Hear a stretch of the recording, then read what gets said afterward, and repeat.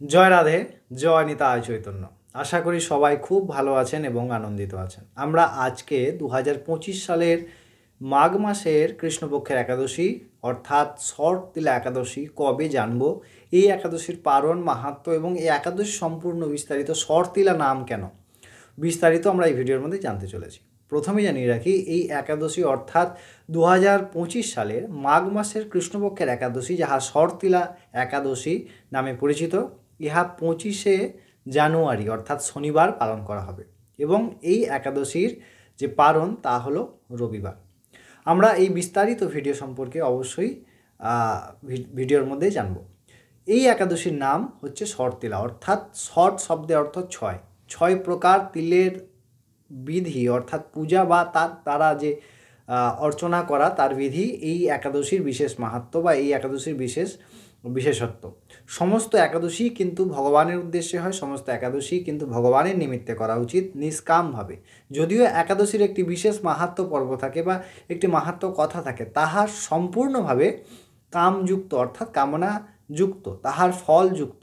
কিন্তু যদি আমরা একাদশীটি ভগবানের উদ্দেশ্যে নিষ্কামভাবে করি তবে তাহা ভগবত প্রাপ্তির সামর্থ্য করতে পারে। পুণ্যের দ্বারা আমরা দেখতে পারবো স্বর্গলাভ হতে পারে, তার বিশেষ সুবিধা পাওয়া যেতে পারে, কিন্তু ভগবত প্রাপ্তি হয় না। ভগবত প্রাপ্তি একমাত্র ভাগবতিক কর্ম, যাহা নিষ্কাম ভগবত অর্পিত, তাহার দ্বারাই সম্ভব হয়। অবশ্যই এই একাদশীর বিধি বিস্তারিত আমি প্রত্যেকটি ভিডিওতে আপনাদেরকে বলি এবং আপনারা অবশ্যই এই যে একাদশী তাহা সম্পূর্ণ আপনার গুরু বা আপনার আচার্য পীঠের যে পরম্পরার যে বিধান সেই অনুযায়ী আপনারা পালন করবেন। শরৎতিলা অর্থাৎ 6 প্রকার বিধান। প্রথমে এই যে 6 প্রকার বিধি কি কি না, 6 প্রকার বিধি হলো তিল শরীরে ধারণ, তিল দ্বারা তর্পণ, তিল জলে তর্পণ, তিল গ্রহণ এবং কি তিলের দ্বারা স্নান, তিল দান করা এবং তিল ভগবানে অর্চন করা, এই প্রকার 6 এবং তিল গ্রহণ করা। তিল যদিও ষষ্ঠ মানে যে 5 প্রকার রবি শস্য তার মধ্যে অন্তর্ভুক্ত হলে অন্যান্য একাদশীতে কিন্তু তিল বর্জনীয়, কিন্তু এই একাদশীতে তিল আপনারা গ্রহণ করতে পারেন, না করলেও যে করতেই হবে এরকম কোনো বিষয় নাই। চলুন আমরা এই একাদশীর বিস্তারিত তো জানলাম, এর পরের দিনের আমরা পারণের সময়টি জেনে নিই, তারপরে আমরা এই একাদশীর বিশেষ মাহাত্ম্য কথা শ্রী ভগবানের শ্রীমুখ অমৃত হইতে জানব। অবশ্যই ভবিষ্যত্তর পুরাণে ভগবান শ্রীকৃষ্ণ যুধিষ্ঠিরকে উপলক্ষ করে ভবিষ্যত্তর পুরাণের মাহাত্ম্য কথা, এই একাদশীর মাহাত্ম্য কথা বলছেন। আমরা পরের দিনের পারণের সময় দেখে নিই। শরৎতিলা একাদশী 25শে জানুয়ারি শনিবার এবং পরের দিন 26শে জানুয়ারি ইহার পারণ। ভারতবর্ষে ইহার সময় হচ্ছে সকাল 6টা 25 মিনিট থেকে শুরু করে সকাল 9টা 58 মিনিট পর্যন্ত এবং বাংলাদেশে ইহা সকাল 6টা 49 মিনিট থেকে শুরু করে সকাল 10টা 14 মিনিট পর্যন্ত। আপনারা বিস্তারিত এই একাদশী পালনের মাহাত্ম্য শুনলেন। জয় রাধে।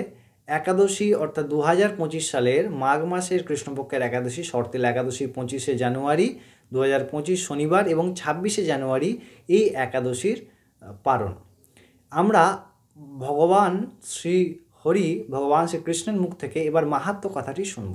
প্রশ্ন করছেন যে যুধিষ্ঠির মহারাজ, ইহা অর্থাৎ এই যে মাহাত্ম্য কথা শুনবো, ইহা ভবিষ্যত্তর পুরাণে বর্ণিত হয়েছে। ভগবান শ্রীকৃষ্ণকে শ্রী যুধিষ্ঠির মহারাজ প্রশ্ন করলেন, হে জনার্দন, এই যে মাঘ মাসের কৃষ্ণপক্ষের যে একাদশী তিথি, এই একাদশী তিথি সম্পর্কে আপনি কৃপাপূর্বক আমাদের আস্বাদন করান। আমরা সেই কথামৃত আমি জানতে অত্যন্ত আগ্রহী এবং এই যে একাদশী ইহা পালনের বিধি কি, ইয়ার মাহাত্ম্য কি।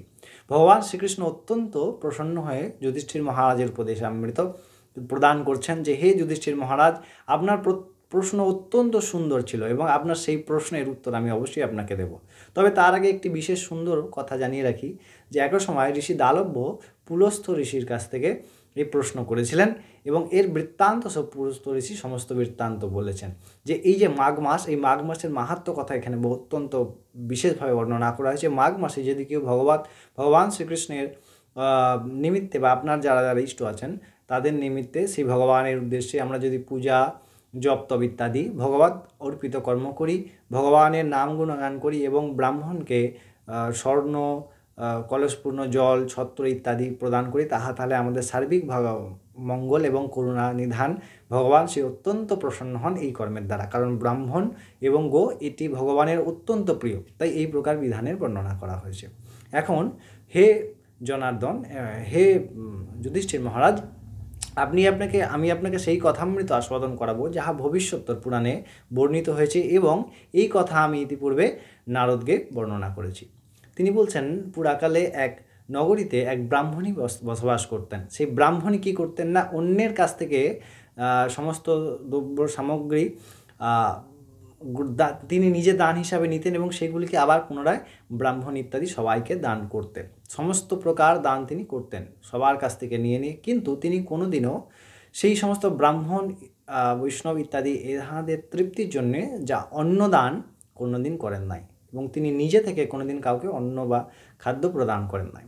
তিনি অনেক কঠোর ব্রত ইত্যাদি পালন করতেন, কিন্তু তিনি এই প্রকারে কোনোদিন কর্ম করেন নাই। একসময় সেই ব্রাহ্মণী কী করলেন, তিনি এই সমস্ত কঠোর তপস্যা ইত্যাদি দেখে আমি মনে করলাম যে ইনি তো কোনোদিন অন্নাদি দান করেন নাই, তাই আমি একবার এই ব্রাহ্মণীর কাছে যাই। এই বলে ভগবান শ্রীকৃষ্ণ কী করলেন না, আমি তখন এক তান্ত্রিকের রূপ ধরে হাতে একটি তামার পাত্র নিয়ে সে ব্রাহ্মণীর কাছে ভিক্ষার উদ্দেশ্যে গমন করলাম, এবং আমি তাহার কাছ থেকে কিছু অন্ন ভিক্ষা চাইলাম। তিনি তখন প্রশ্ন করলেন, আপনি কোথা থেকে এসেছেন? তার উত্তরে আমি কেবলমাত্র ভিক্ষা চাইলাম।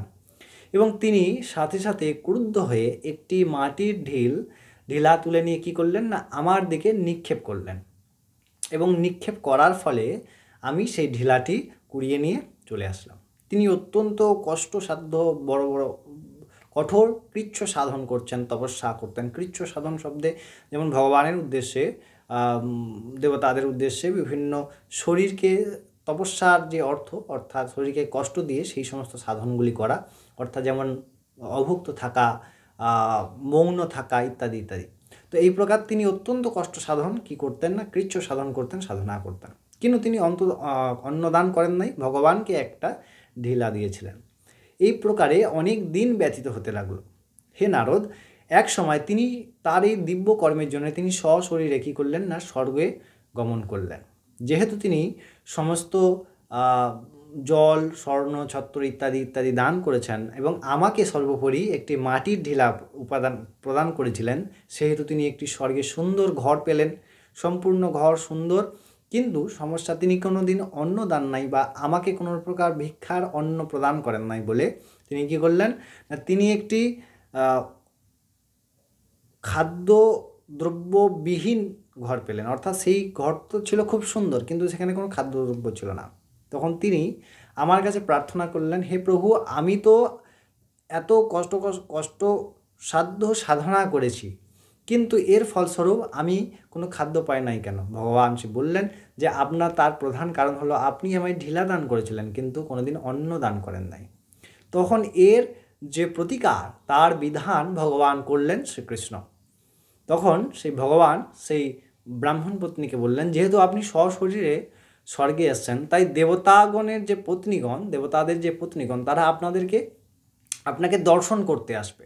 তারা বাইরে যতই ডাকুক, আপনি কিন্তু দরজা খুলবেন না, এবং দরজা ততক্ষণ খুলবেন না যতক্ষণ না তাদের কাছে আপনি একটি বর প্রার্থনা করছেন, কি না, শর্তিলা একাদশী যাহা পুণ্য, একাদশী করলে যে পুণ্যটি হয়, অর্থাৎ যখন আমরা সকাম উপাসনা, এখানে খুব সুন্দরভাবে বুঝতে হবে, এটি সকাম ভাবের কথা হচ্ছে, নিষ্কামভাবে এর কোনো প্রকার বিধান নাই, নিষ্কাম ভগবৎ প্রাপ্তির হেতু। তো এই যে পুণ্য, তাহা যখন আপনি চাইবেন এবং তারা যদি দেয়, তো সেক্ষেত্রে কিন্তু আপনি কি করবেন না, দরজা খুলবেন। সেই বৃদ্ধা কী করলেন, ব্রাহ্মণী দরজা খুললেন না এবং তিনি দরজা বন্ধ করে রাখলেন। এরপরে আস্তে আস্তে দেবতাগণের স্ত্রীগণ কী করলেন, তাহার সঙ্গে দর্শন করার হেতু প্রার্থনা করলেন, এবং তিনি বললেন, যতক্ষণ না আপনাদের মধ্যে কেউ আমায় শর্তিলা একাদশী যারা পালন করেছেন তার পুণ্যটি আমাকে প্রদান করেন, ততক্ষণ কিন্তু আমি দরজা খুলব না। তারা বাধ্য হয়ে সেক্ষেত্রে ওই পূর্ণ ফলটি প্রদান করলেন, এবং তার ফলে তাহার সম্পূর্ণ গৃহ অত্যন্ত ধন এবং ধান্যে সম্পূর্ণ হয়ে উঠল। এবং তারপরে তিনি দর্শন দিলেন, এবং তার সেই দিব্যতা দেখে সেই দেবতাদের স্ত্রীগণ অত্যন্ত আনন্দিত, আহ্লাদিত হলেন এবং অত্যন্ত বিস্মিত হলেন তার সেই দিব্য রূপ, তার দিব্য ধন সম্পত্তিদায়ী সম্পূর্ণ গৃহ দেখে। এই যে সম্পূর্ণ কথামৃত ইহা ভবিষ্যত্তর পুরাণে আছে, ভগবান শ্রীকৃষ্ণ যুধিষ্ঠিরকে বলছেন এবং এই কথা তিনি আগে নারদকেও বলেছিলেন। তো আমরা সম্পূর্ণ যে একাদশীর মাহাত্ম্য কথা দেখলাম, একটি একাদশীর বিশেষ ফল বা মাহাত্ম্য আছে। এবার আমাদের যে কর্তব্য তা হচ্ছে ভগবানের উদ্দেশ্যে নির্দিষ্টভাবে আমরা এই একাদশী সঠিকভাবে পালন করি এবং তাহা ভগবানের নিবেদন করি। যখন আমরা ভগবানই নিবেদন করব তাহা নিশ্চয়ই আমাদের পরম কল্যাণ বিধান করবে এবং তাহাই একমাত্র আমাদের মঙ্গল বিধান করবে। আপনারা অনেক ভালো থাকবেন, আনন্দিত থাকবেন। প্রত্যেক দিন আমাদের শ্রীমদ্ ভগবদ গীতা অমৃত আস্বাদন করুন, আমাদের সঙ্গে জুড়ে থেকে সাবস্ক্রাইব করে এবং অবশ্যই নিজে একাদশী করুন, বাড়ির সবাইকে একাদশী করতে সাহায্য করুন, নিজের বন্ধুবান্ধবকে এই ভিডিওটি শেয়ার করতে ভুলবেন না। আপনারা অনেক ভালো থাকবেন, আনন্দিত থাকবেন। ততক্ষণ জয় রাধে, জয় নিতাই চৈতন্য।